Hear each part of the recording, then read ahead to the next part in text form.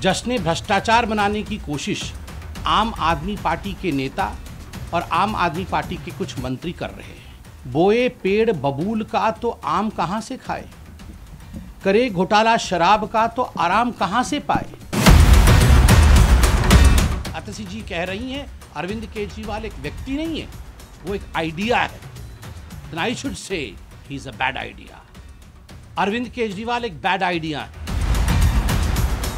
देखिए, जहां तक अरविंद केजरीवाल जी के घर के बाहर का दृश्य है, आज पूरा भारतवर्ष उनके घर के बाहर जो हाई वोल्टेज ड्रामा हो रहा है उसे देख रहा है। अगर मुझे एक वाक्य में कहना पड़े अरविंद केजरीवाल के घर के बाहर क्या हो रहा है तो मैं कहूँगा it is celebration of corruption. जश्न भ्रष्टाचार बनाने की कोशिश आम आदमी पार्टी के नेता और आम आदमी पार्टी के कुछ मंत्री कर रहे हैं। ये कोई पहला केस नहीं है। बोए पेड़ बबूल का तो आम कहां से खाए, करे घोटाला शराब का तो आराम कहां से पाए। ये शराब के घोटाले का विषय है और कौन सी कोर्ट तक शराब का घोटाला नहीं पहुंचा है। कौन सी ऐसी एजेंसी है जिस एजेंसी ने इस घोटाले की जांच नहीं की है, और कौन सा ऐसा दिल्ली वासी है, कौन सा ऐसा हिंदुस्तानी है जो इस विषय के तथ्य से, इस विषय के फैक्ट्स से अनभिज्ञ है।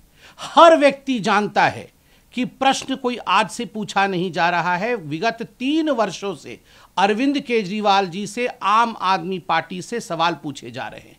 सवाल नंबर 1, अगर आपकी एक्साइज पॉलिसी इतनी अच्छी थी जैसा कि आप बता रहे थे, तो आपने एक्साइज पॉलिसी को क्यों रद्द किया, क्यों उसे रद्द किया गया, इसका जवाब आज तक नहीं मिला। आपने कार्टेलाइजेशन शराब के पूरे तंत्र में कैसे आप लेके आ सकते थे। आपकी खुद की एक्साइज डिपार्टमेंट ने आपसे कहा था कि एक्साइज की पॉलिसी उचित नहीं है, शराब का कारोबार सरकार के हाथ में ही रहना चाहिए, प्राइवेटाइजेशन नहीं होना चाहिए। आपने उसे रद्दी के टोकरी में क्यों फेंका, खुद के सरकार के बड़े विभाग द्वारा दिया हुआ जो एडवाइस था उसे क्यों नहीं माना। ब्लैक लिस्टेड कंपनी को आगे बढ़ा करके अपने यारों को, अपने दोस्तों को ठेका देने का काम क्यों किया। सबसे बड़ा प्रश्न उठता है, पहले 5% कमीशन दिया जाता था, आपने बढ़ा करके 12% कमीशन किया, और बैकडोर कमीशन जो 7% की अधिक कमीशन थी वह आपने ब्लैक मनी के रूप में रिसीव किया। क्या दिल्ली की जनता समझती नहीं है? क्या हिंदुस्तान की जनता इन बारीकियों को जानती नहीं है? विजय नायर कौन था?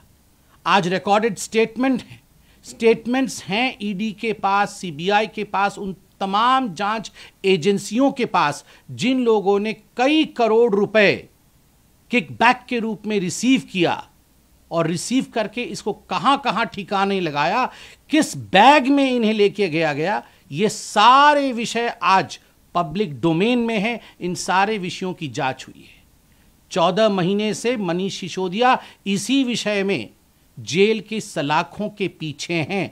कोई ऐसा कोर्ट हिंदुस्तान में बाकी नहीं है जहां आम आदमी पार्टी और अरविंद केजरीवाल जी ने जाके झूठ का पुलिंदा फैलाने की कोशिश नहीं की हो, मगर उसके बावजूद किसी कोर्ट से मनीष सिसोदिया को रिलीफ नहीं मिला।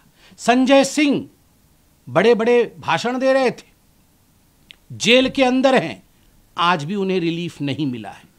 तथ्यों के आधार पर काम करती है कोर्ट, तथ्यों के आधार पर काम करते हैं ये जो जांच एजेंसी है। ये गेट के बाहर, घर के सामने बड़े बड़े वचन से, ड्रामा से कुछ नहीं होता है।